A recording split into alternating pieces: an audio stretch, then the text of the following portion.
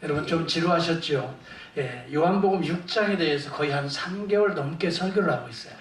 오병이의 기적에 대해서. 어떤 분들은 목사님 좀 오병이에 너무 지루하다, 그런 분들도 혹 있을지 모르겠어요.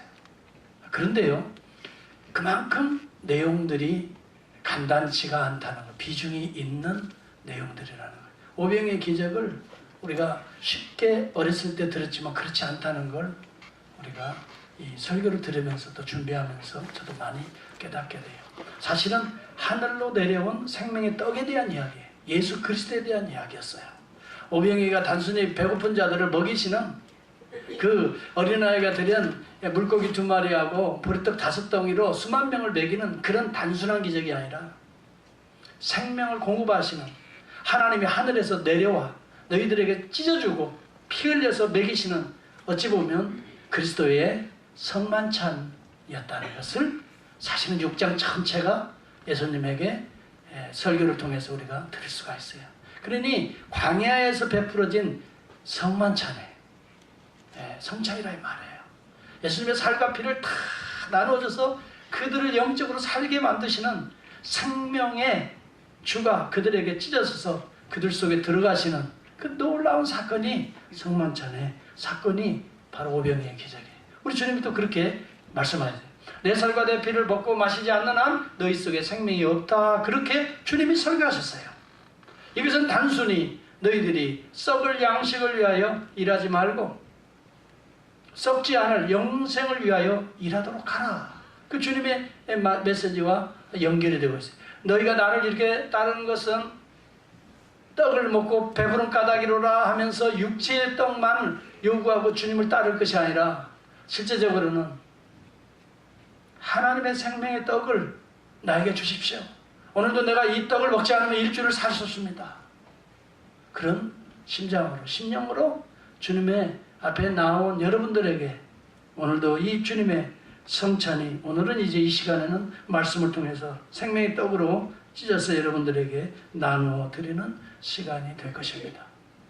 여러분, 오늘 본문에 보면은 6월절 즈음에 오병이의 기적이 일어났고, 오늘 본문에 보니까는 여기 초막절이 가까운지라 2절에 보면, 그래 6장에 여러분 가서 보면은 4절에 보면 유대인의 명절이 6월절이 가까운지라, 그러면서 오병이의 기적이 일어난 것이 이 사건이 소개되고, 오늘 7장에 들어가 보니까 오늘의 사건은 이제 초막절이 가까운지라, 그래 거의 6개월간의 기간이 있어요. 6월절은 3, 4월경에 있습니다. 유대인의 가장 큰 절기가 3절기가 있어요. 하나는 6월절이요, 하나는 오순절이요, 보리가 익는 절기예요, 7월달경이에요. 그 다음에 추수가 완전히 추수를 거두고 난 다음에 일주일간 가장 성대하게 베풀어지는 이제 초막절이에요, 장막절이에요. 이때는 모든 자녀들과 함께 장막을 치고 텐트를 치고 광야에서 이렇게 먹이시고 살리시는 우리 하나님을 실질적으로 감사하며 노래하며 체험하게 하는, 그래서 아이들에게 실제 교육을 시키는 거예요. 그래서 유대인들이 하나님을 잘 섬기는 거예요. 그러나 그들이 오늘 구원받지 못하는 것은 하나님의 아들로 오신 그리스도를, 하나님을 죽이신 거예요, 십자가에. 그것이 유대인들에게는 가장, 그래서 하나님께서 그 민족을 흩어버리시잖아요. 디아스포라가 그래서 생기게 되는 거예요. 그래서 육체의 이스라엘은 다시 1945년에 모이게 되었지만, 지금도 영적으로는 그리스도를 영접하지 않는 자들에게는 이제는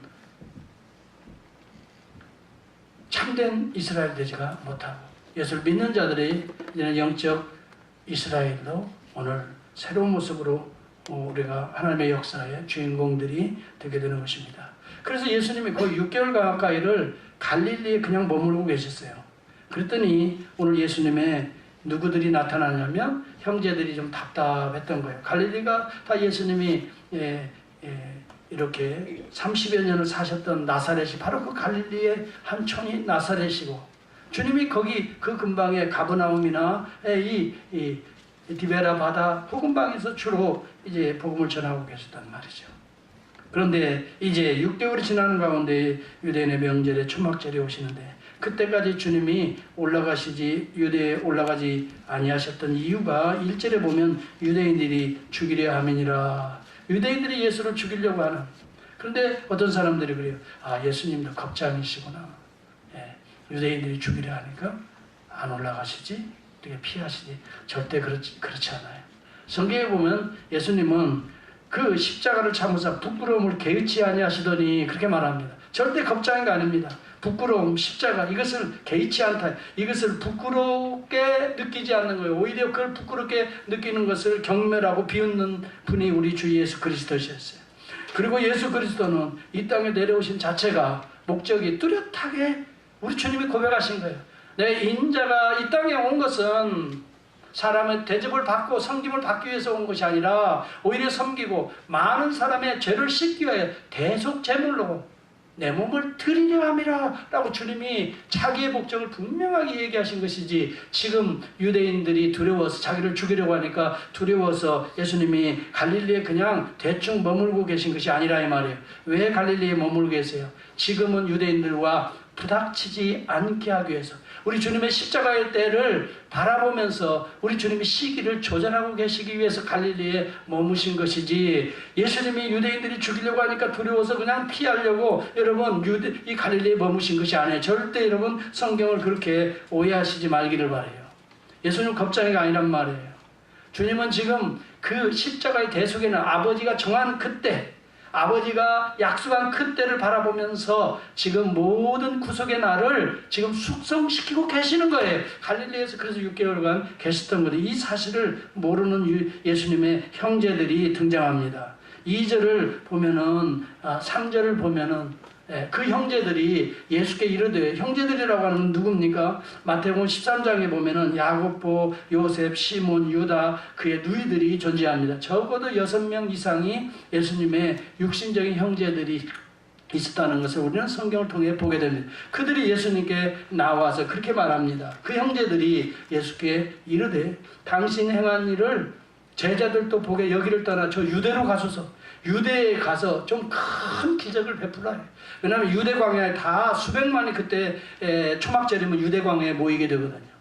왜냐하면 예루살렘에서 여러분 마지막 날 초막절 제사는 마지막은 예루살렘 성전에서 드리지만은 이제 일주일간은 유대 광야에서 텐트를 치는 수백만의 수배자들이 텐트를 치면서 거기에서 이제 절기를 이제 일주일을 지내니까 거기에 가서 한번 이런 기적을 확 베풀어 가지고 많은 사람들에게 추앙을 받고 이런 이 시대에 왕으로 등극을 했으면 좋겠다 하는 그런 마음들이 예수님의 형제들에게 있었던 거예요. 그런데 사실 보면은 예수님의 형제들이 왜 여기에서 이렇게 답답하게 6개월간은 머물러 있느냐? 여러분 이렇게 말하면서 사람이 좀 성공하려면 저 사람들이 많은 저 유대의 사람들이 몰려있는 그곳에서 기적을 베풀어서 많은 사람들이 예수를 따르도록 하는, 그렇게 해야 되지 않겠느냐 하고 예수님에게 지금 조언 아닌 조언을 하고 있는 거예요. 여러분 이들이 가나는 사실은 갈릴리의 한 도시예요. 나사렛하고 그렇게 멀리 떨어져 있지 않은 도시예요. 거기서 물로 포도주를 만드는 기적도 그들이 봤을 거예요. 가버나움에서 왕의 신하의 아들을 고쳐준 표적도 그들이 요한복음 4장의 표적을 그들도 봤을 거예요. 베세다 광야에서 오병이어에 놀라운 기적을 베풀어 주시는 그 기적도 그들은 다 봤어요. 우리 하나님의 아들이라고 하는 기적을 다 보여주시고, 하늘로부터 내려온 생명의 떡이라, 이 떡을 먹고 이 피를 마시지 않는 한 너희의 생명이 없다는 예수님의 설교도 예수님의 형제들이 다 들었을 거예요. 그런데 이 말은 어렵도다. 참 어려운 얘기만 하시네. 못 알아듣는 얘기만 하시네. 그리고 많은 사람이 떠나는 거예요. 그러니까 예수의 형제들이 좋았다가 어떻게 되냐면 실망하게 되는 거죠.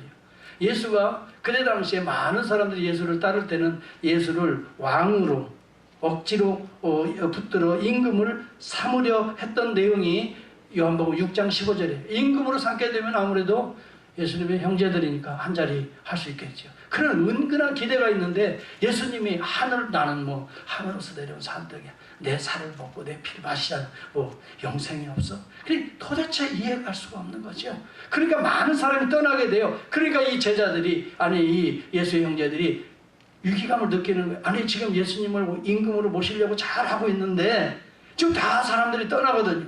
12제자만 딱 그 중에 한 사람은 나를 팔자니라. 또 가룟 유다까지도 딱 제치게 되니까 위기감을 느끼는 거예요. 그때 이야기를 하는 거죠. 지금 이것을 수습하자는 거야. 사람들이 다 떠난다는 거야. 이제는 어디로 가야 돼요? 대도시로 가야 된다. 유대로 가서 사람들이 모여있는 그곳에서 기적을 베풀어서 이제 다시 명예 회복을 해야 된다. 사람들이 떠나갔던 사람들 다 다시 모여야 된다는 거예요. 이런 좋은 기회가 지금 이 명절이 오고 있지 않는가. 이 기회를 놓치지 말라는 거야. 자, 여러분들은 어떻게 생각합니까? 과연 이들의 이야기를 우리는 어떻게 생각할 수 있을까요? 예수의 형제들이 어느 정도는 이해도 가요. 뭐 형제들이 또 그렇게 볼 수도 있겠죠. 그렇지만 여기에 해답이 나오고 있어요. 뭐라고 나옵니까? 한번 보시기 바랍니다. 이렇게 생각하고 이렇게 예수께 조언하는 예수의 형제들이 5절에 보니까 한번 여러분 5절을 보세요. 과연 이 말이 이해는 가요. 이해는 가지만 근본적으로 틀렸다는 거예요. 그 조언이. 주제 넘은 조언이었다는 거예요. 이게. 보세요. 5절을 여러분 보세요. 시작. 이는 그 형제들까지도 예수를 믿지 아니함이로라. 예수를 안 믿으니까 이와 같은 생각을 가지고 인기주의로 사람 막 모으고 세상적으로 성공하고 그래서 왕으로 등극하고 예수를 믿지 않으니까 그런 생각을 품고 예수를 그렇게 조언하고 예수를 그렇게 종용하고 있다고 성경은 말하고 있는 거예요. 예수를 믿지 않기 때문에 그렇게 말한다는 것을 사도 요한이 계시를 받아서 사실은 간접적으로 그들의 심령의 상태를 보여주고 있는 거예요. 자, 예수 믿지 않는 사람들의 모습이 바로 그와 같다는 것을 우리에게 가르쳐주고 있습니다. 안드레아스 게스텐베르그 책을 저는 참 좋아합니다. 이 책에 보면 예수의 동생들이 세 가지를 간과하고 있다는 거예요. 다시 말하면 첫 번째는 예수에게 조언할 위치가 아니라는 거예요. 예수의 제자들이 메시아이신 예수에게, 하나님의 아들인 예수에게 어떻게 이렇게 하라 저렇게 하라 할 수 있느냐 이거예요. 이것을 실수하고 있다는 거예요. 그래서 예수를 하나님의 아들로 믿지 않기 때문에, 믿음이 없기 때문에 예수에게 조언한다는 거예요. 여러분, 창조주가 피조물에게는 명령할 수 있어요. 바람아 잠잠하라 그러면 잠잠해지는 거예요. 피조물은 들어야 되는 것이에요. 그런데 어떻게 피조물이 창조주에게 이야기하면 예수 그리스도를 창조주 하나님으로 우리의 죄를 대속하는 구속의 하나님으로 믿지 않고 혈육의 관계로 보고 있다는 거예요. 여러분, 우리가 육신적인 관계로 생각하면 얼마든지 이런 소리 할 수 있어요. 그러나 영적인 관계로 우리가 주님을 만나야 되는 거예요. 그럴 때는 겸손하게 엎드려야 되죠. 주님, 사실은 왜 유대로 가지 않으십니까? 사실 내 생각 같아서는 지금 이런 기회에 유대로 가서 좀 기적을, 표적을 베풀어 주면 많은 사람들이 예수님을 따르고 구원도 받게 될 텐데 왜 유대로 가지 않고 계속해서 여기 머물고 계시지요? 라고 사실은 물어봤어야 된다는 거예요. 여러분, 우리의 삶에서 우리가 종종 이해할 수 없는 부분들을 만납니다. 왜 하나님이 그렇게 하실까? 이런 때는 하나님에게 조언해서는 안 됩니다. 하나님에게 오히려 겸손히 기도하면서 물어봐야 됩니다. 하나님, 왜 이 문제에 대해서는 이렇게 계속 머물고 계십니까? 라고 물어봐야 된다는 거예요. 여기서 게스텐베르그는 지적하고 있는 거예요. 오늘 우리가 하나님의 뜻을 다 할 수가 없다는 거죠. 왜 6개월을 지금 여기 갈릴리에서 머물고 계신가는 아직 내 때가 이르지 아니하였노라. 하나님의 때에 대한 일을 우리 하나님, 우리 주님께서는 숙성시키고 계시던 거예요. 이 비밀을 피조물들은 알지 못하는 거예요. 왜 안 갑니까를 얘기해서는 안 된다는 거예요. 왜 머물고 계시지요? 그 이유가 무엇이지요? 라고 겸손히 주님께 물어봐야 된다. 두 번째는요, 여기를 떠나 유대로 가라고 명령을 합니다. 이것은 도시주의에 함몰되어 오는 이 시대 정신을 말해주고 있는 것입니다. 대부분 사람들이 도시로 가면 성공할 줄 압니다. 이 도시주의입니다. 오늘도 교회에서 그래서 교회도 그래요. 말씀보다도 목이 좋은 곳이 성공한다고 말합니다. 이 도시주의에 함몰된 우리들의 세속화입니다. 여러분, 말씀이 있고 생명이 있고 정말 그리스도의 향기가 있다면 거기에는 벌과 꿀들이 몰려오게 되는 거예요. 구속받은 하나님의 백성들은 몰려오게 된다는 사실이에요. 비즈니스의 마인드로 교회를 경영할 수가 없는 거예요. 여러분, 우리의 생각과 우리의 마인드로 교회를 운영하는 것이 아니에요. 하나님의 뜻을 묻고 하나님의 뜻을 기다리면서 하나님의 뜻이 이루어질 때까지 우리는 숙성하는 그 6개월의 갈릴리도 필요하다는 거예요. 우리의 삶에. 그리고 또 하나는 그런 이야기합니다. 대도시로 가서 다 성공합니까? 유대에 가서 많은 사람들이 확 드러나면 그 사람이 성공합니까? 진정한 성공적인 인생입니까? 저는 그렇게 생각 안 합니다.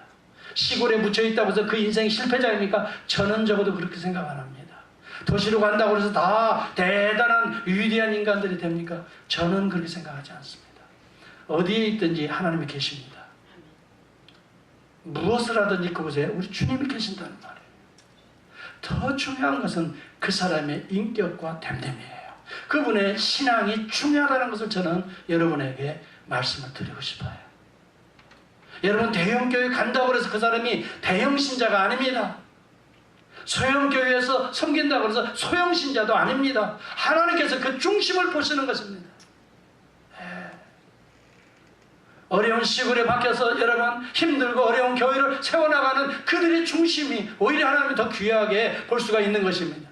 대형교회에 그냥 성경 찬송도 없이 덜렁덜렁 갔다가 그냥 예배 드리고 뭔가 예술적인 그냥 오케스트라와 같은 거 쫙 감상하고 예배 드렸다고 왔다 갔다 하는 그것만이 여러분 성공용 예배라고 생각해서는 곤란합니다. 이것이 바로 도시주의인 것입니다.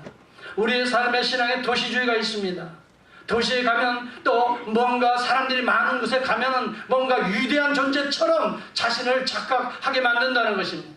예수 그리스도는 갈릴리 촌구석 같은 곳에 계셔서는 안 될 뿐이라고 스스로 생각하고 있는 것입니다. 여러분들이 그렇게 생각한다면 여러분도 예수의 형제와 다른 바가 없는 도시주의에 함몰된 인생을 살아가고 있는 것입니다. 숙성의 기간이 필요한 하나님의 때를 우리는 놓치고 있는 것입니다. 세 번째는 그런 이야기합니다. 수많은 예수의 제자들이 떨어져 나간 것을 이야기하면서 묻혀서 자신을 드러내지 않기 때문에 예수님이 성공하지 않는다라고 생각합니다. 여러분, 수많은 자들이 떠나가는 문제를 생각해 보십시오. 떠나간다고 해서 예수가 실패하는 것입니까? 게스텐베 여러분은 분명하게 D.A. 칼슨의 주석을 재인용을 하면서 이렇게 말합니다. 예수 그리스도를 많은 사람들이 왔다 떠나가는 것은 그 사람들이 하나님을 믿지 않기 때문에 떠나가는 것이다 라고 말했어요. 예수가 실수해서 예수가 그들을 붙잡지 않아서 떠나가는 것이 아니라 하나님을 그들이 본질적으로 믿지 않냐고 하나님을 세속화시키려고 하고 있는 이런 세속주의가 주님의 품을 떠나게 만들었다는 거예요. 하늘로부터 내려온 생명의 떡, 이것을 깨닫지 못하고 육체의 떡을 구하는 그들이 떠나갔다는 거예요. 육신적인 그들이 떠나갔다는 거예요. 세상 사랑하고 돈 사랑하는 그들이 떠나갔다는 거예요. 그것을 지적하면서 그렇게 얘기해요. 그들은 본질적으로 예수 그리스도에 대한 인식이 잘못되었다. 그리스도에 대한 인식이, 신앙의 인식이 잘못되었다는 것이에요. 이것은 실패가 아닌 것입니다. 예수가 표적을 드러내지 않고 예수 그리스도가 그들 가운데서 이적을 베풀지 않기 때문에, 그리고 신령한 영적인 지식만 계속 설교하기 때문에 그래서 떠난 것이 아닙니다. 여러분, 분명히 알아야 됩니다. 그들이 하늘에서 내려온 생명의 떡 예수를 믿지 않았다는 데 근본적인 문제가 있는 것입니다. 그들은 지금도 떠날 수밖에 없습니다. D.A. 칼슨은 이렇게 주석합니다. 예수님의 거룩한 대속의 사명을 단순히 물질의 풍요와 세상의 양식들을 주는 자로, 세속적인 권력과 성공으로 세속적인 영광을 추구하도록 하나님의 거룩한 대속의 사명을 저하시키는 요청을 지금 예수의 형제들이 하고 있다라고 말을 합니다. 거룩한 하나님 나라의 대속의 사명을 구속의 사명을 숙성시키는 그 예수님에게 물질의 풍요를 달라고 하고 세속적 권력과 성공의 길을 가라고 하고 세속적인 박수발채 받고 영광의 길을 추구하라고 오히려 하나님의 거룩한 것을 저하시키고 있다 그랬어요. 세속화시키고 있다 그랬어요. 그러면서 이것은 사탄과 마귀의 술책인 것을 우리는 알아야 된다라고 그는 마지막에 경고하고 있습니다. 마귀는 예수님을 향해서 그렇게 말했습니다. 돌들로 떡덩이가 되어서 먹게 하라고 했습니다. 여러분, 그때 우리 주님은 여호와의 입에서 나오는 사람이 그 입에서 나오는 말씀으로 살아야 될 것을 말합니다.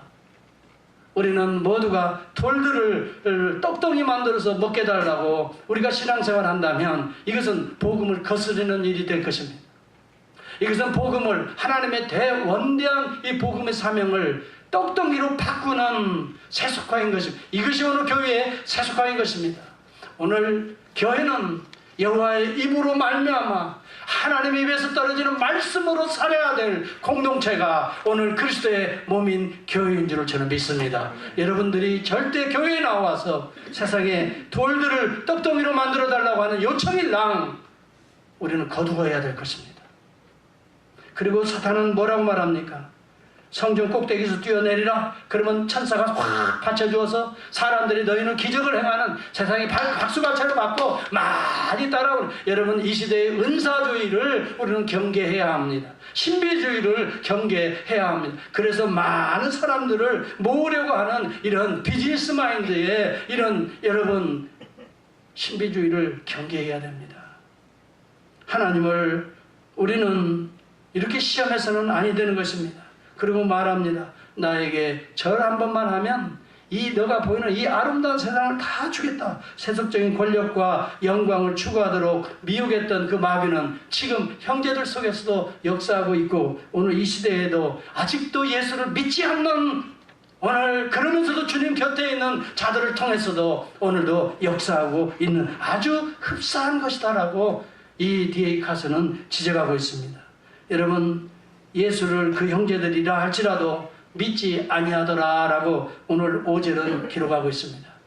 여러분, 예수와 함께 30년을 살았어도 그리고 33년간 같이 동행하면서도 예수를 믿지 아니하더라. 여러분, 영어 성경에 보면은 They did not believe in him 이렇게 단순 과거형으로 쓰여 있어요. 그런데 헬라어 원어에 보면은 에피스티온 에라고 하는 것은 이 아니다라는 거예요. 피스티오, 이것은 피스티스, 이것은 믿는다는 거예요. 그런데 피스티온 미완료 과거형을 쓰고 있어요. 이 말은 아주 중요한 표현입니다. 믿지 않아 왔다는 것입니다. 미완료 과거형이라는 헬라어 용법은 아주 중요한 용법입니다. 이것은 과거의 어떤 시점부터 계속해서 현재에 이르기까지 그 상태가 지속되고 있는 걸 말하고 있는 것이 미완료 과거형입니다. 예수가 날 때부터 시작해서 예수와 함께 자랐던 것, 그리고 지금도 기적을 표적을 아무리 보여줘도 계속해서 믿지 않아 온 것입니다. 바로 이런 용법인 것입니다. 이게 여러분, 예수가 가까이 있음에도 불구하고 이 말은 수십 년 교회를 들락날락 해도 이 말입니다. 그래도 가장 가까운 이너서클에 있어도 직분을 받았습니다. 예. 교회에 뭐 엄청난 일들을 하기도 했습니다. 예. 그래도 꾸준히 믿지 아니한 사람들이 있다 하는 것입니다.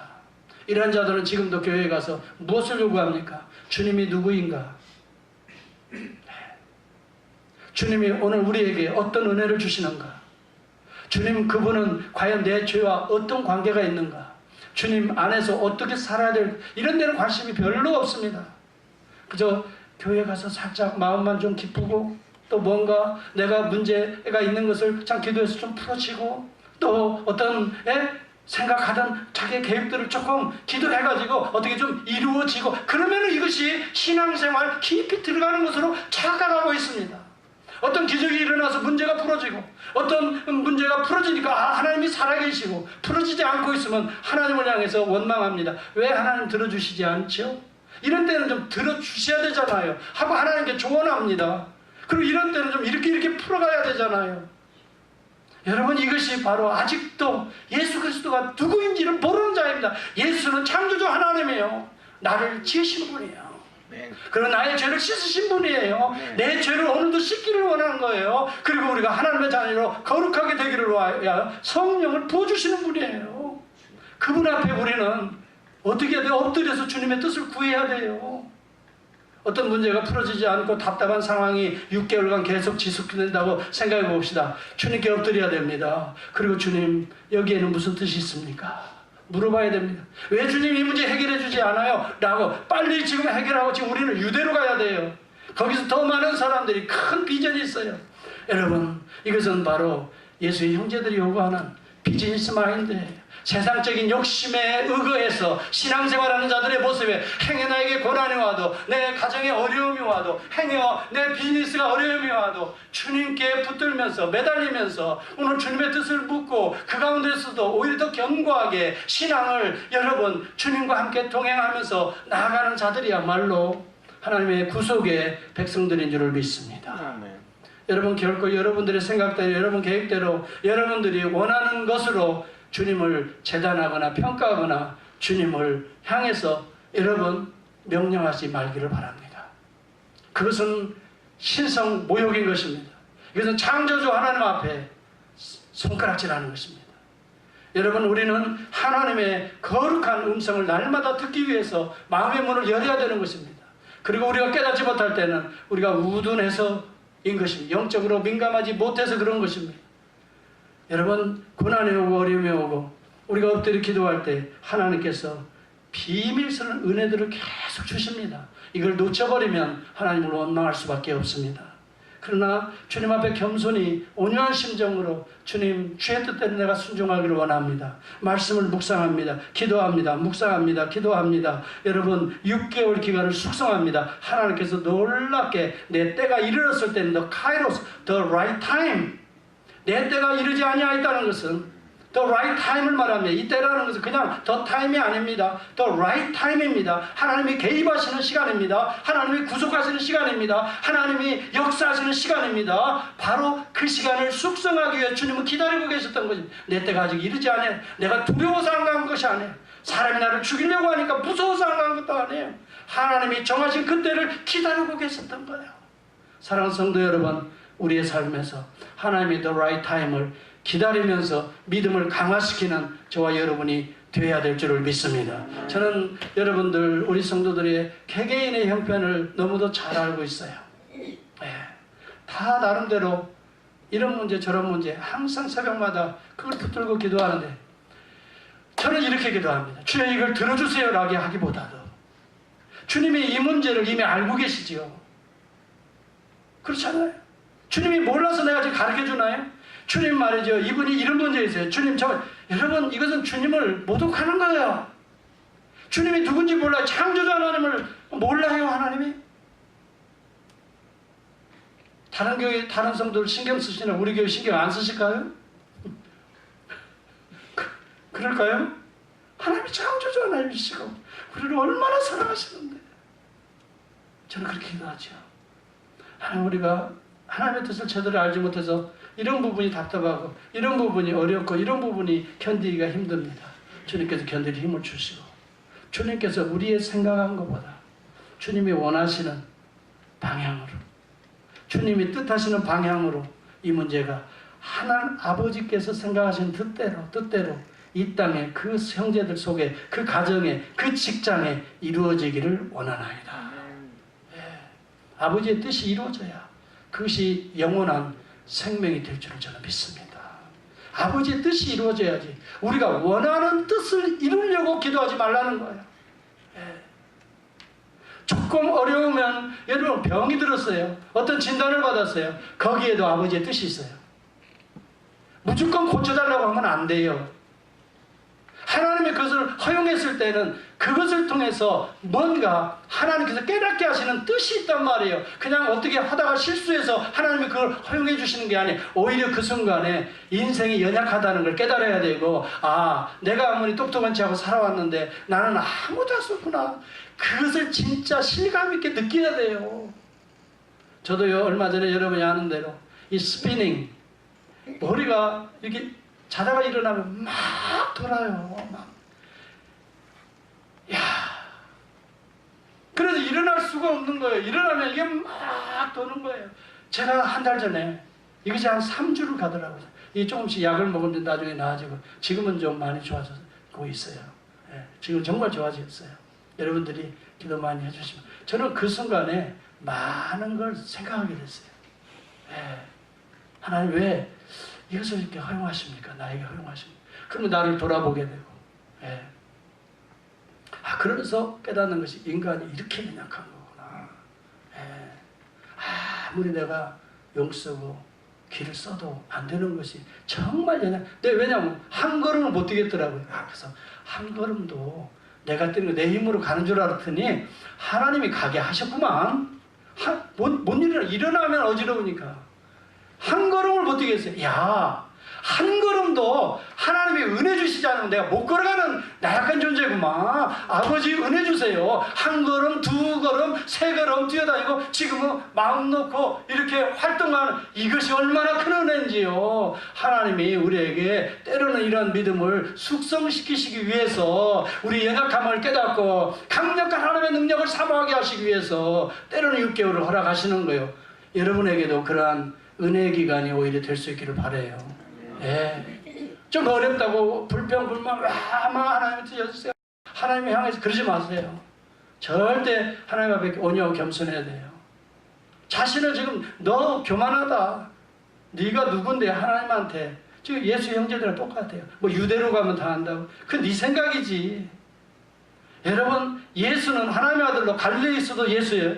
유대로 가도 예수고 예루살렘에 가도 예수는 예수예요.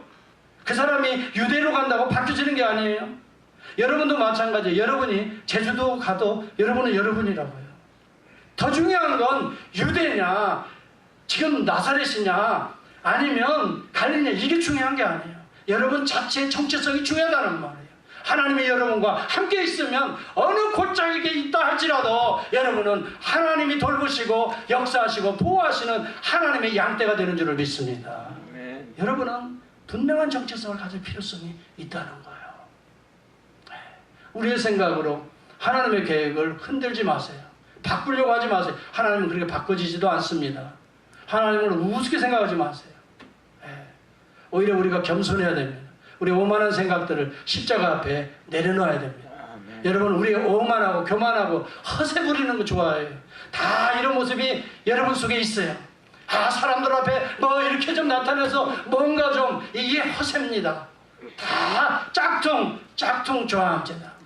뭔가 또 명품을 걸쳐야만 사람이 나를 그렇게 보겠다라고 하는 이 허세, 이것도요 십자가 앞에 다 여러분 못 박아야 되는 거예요. 여러분은 여러분일 뿐입니다. 하나님이 사랑하시고 여러분을 얼마나 귀하게 여기세요. 여러분 명품 안 걸쳐도 하나님은 여러분 사랑하십니다. 비록 거지 옷과 같은 옷으로 왔어도 하나님은 그를 씻으시고 제일 좋은 옷을 어떻게 해요? 입히시는 하나님이세요. 그 하나님을 만나야 돼요. 여러분, 하나님의 때에 우리 주님은 내 때까지 이르지 아니하였고 너희 때는 항상 있다라고 말합니다. 너희 때는 항상 있다는 말은 뭐예요? 믿지 않는다고 말을 했지요. 믿지 않는 사람들은 자기 때를 자기 마음대로 자기 생각대로 막 행동한다는 거예요. 자기 멋대로 갈 수 있다는 거예요. 예수 안 믿는 사람들은 멋대로 네 생각대로 네 감정 흐르는 대로 그 길 간다는 거예요. 그래서 너희 때는 항상 있느니라. 그렇지만 나의 때는, 내 때는 하나님께 달려있느니라 라고 말하는 건 진짜 하나님 안에 있는 사람, 믿음 안에 있는 사람은 함부로 움직이지 않는다는 거예요. 이게 무슨 얘기인지 아시겠어요? 내 때는 그대로 있거니와라는 말은 네 때는 네 마음, 네 감정, 네 기분대로 막 갈 수 있어. 그러나 나는 적어도 그렇지 않아. 아버지께서 작정한 그 뜻을 대속의 때를 기다려야 돼. 하나님은 철저하게 하나님의 사이클 속에서 움직이셨던 거예요. 네. 여러분, 우리가 여기서 중요하게 배워야 될 것은 예수 없는 사람은 자기 마음대로 자기 계획대로 마음대로 다닐 때가 있습니다. 이걸 크로노스라고 합니다. 이것은 여러분들의 것입니다. 그러나 예수 안에 있는 자들은 카이로스, 하나님의 개입하시는 때가 있는 것입니다. 그때를 기다리면서 그때를 숙성시키면서 오늘 하나님 앞에 더 가까이 온유하고 겸손하게 엎드리면서 하나님의 때가 숙성되어지는 것입니다.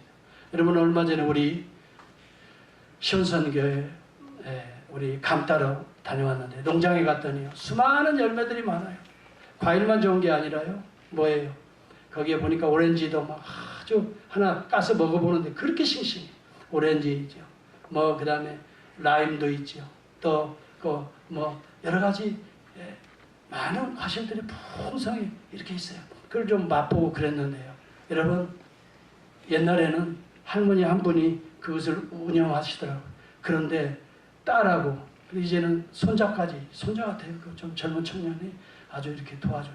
이 3대에 걸쳐서 하는 것 같아요. 근데 저는 그분들의 마음을 읽었어요. 그분들이 그냥 결실을 만들어내는 게 아니에요. 그거 하나 만들어내려면 어떻게 해요? 거름 주고 거기를 잘 파서 거름 주고 물 주고 잘 가꾸니까 겨울에게 나오는 숙성의 과정이 있는 거예요. 심어놓고 바로 따겠다고 하는 것은 세속주의입니다. 여러분 기억하시기 바랍니다. 여러분 기독교를 세속화시키지 마세요. 기도 한번 하니까 뭐가 확 달라져. 절대 거기에 믿고 따라가지 마세요. 네. 또 그것 때문에 기뻐할 것도 없어요. 물론 하나님이 응답해서 하는 경우가 있겠지만은 그것만 바라보지 말라 이 말이에요.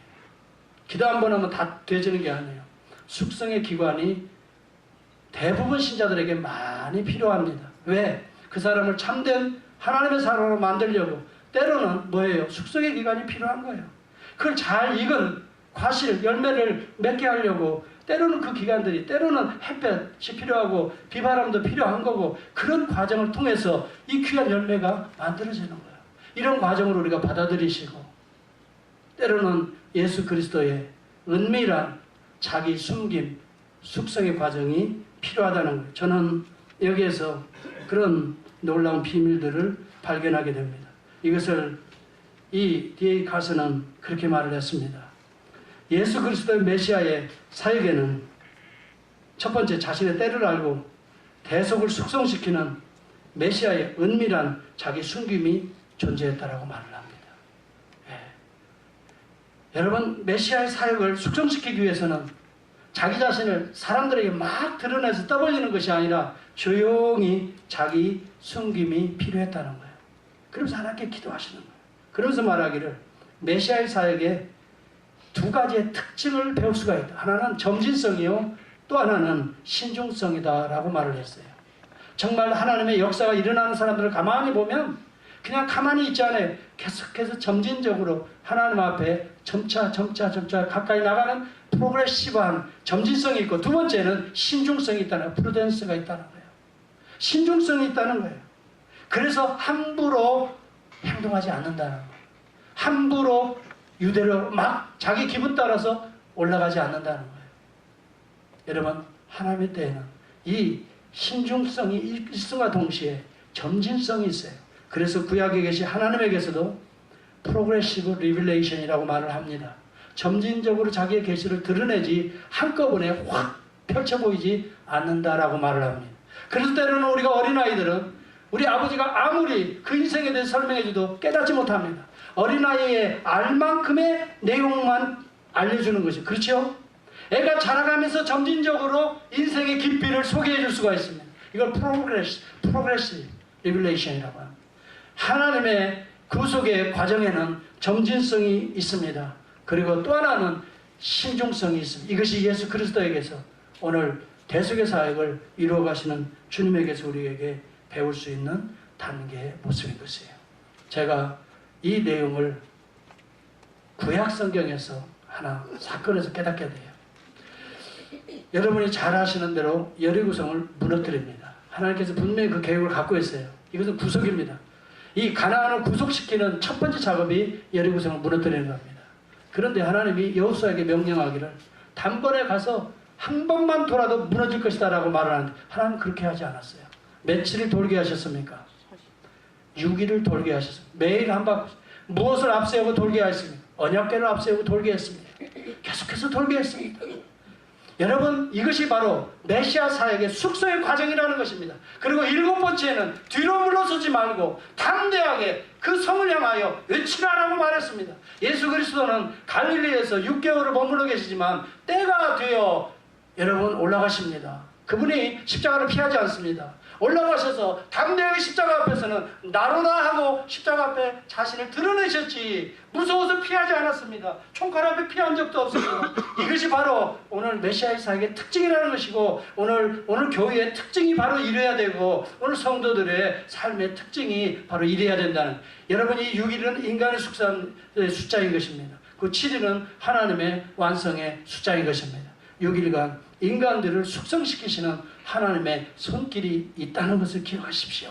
그리고 6일간 때로는 여러분 답답할 수도 있습니다. 때로는 반신반의할 수도 있을 것입니다. 과연 이렇게 돈다고 이게 무너질까? 이런 단단한 성벽이 무너질까? 이런 방법으로 되겠어? 실망하는 그런 시간이 바로 6일간이 있을 것입니다. 회의감이 들 것입니다. 이런 과정을 통해서 더욱더 중단하지 말고 프로그레시브하게 하나님의 말씀을 믿고 언약을 믿고 나아가라는 것입니다. 그리고 6이라는 숫자가 극복될 때 여러분의 자신의 생각과 여러분의 사상과 이 문화적인 모든 이론들이 십자가 앞에서 무너지게 될 때에 그 다음에 하나님께서는 이 놀라운 대속의 은혜와 부활의 영광을 우리에게 허락하시는 것입니다. 바로 이것이 오늘 우리에게 보여주고 있는 갈릴리에 6개월을 머물고 계신 그리스도의 대속의 성숙한 숙성시키는 모습들입니다. 오늘 우리의 삶에 이런 그리스도의 모습들이 임할 수 있기를 진심으로 바랍니다. 현재 어려움이 혹 있다 할지라도 숙성의 기간으로 하시고 더 기도하시고 하나님 앞에 프로그레시브 더 포기하지 마시고 나아갈 수 있기 바라요.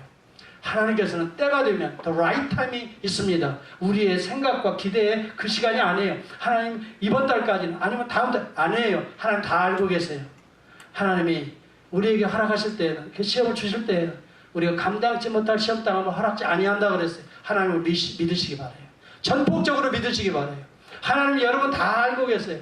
그 주님 앞에 더 의지하시기 바라고 더 신뢰하시기 바라고 믿음으로 나아갈 수 있기를 바랍니다. 하나님의 right time에 여러분에게 놀라운 기적 같은 역사들이 여러분 삶의 구속의 역사들이 일어날 줄을 믿습니다. 기도하겠습니다. 우리 같이 한번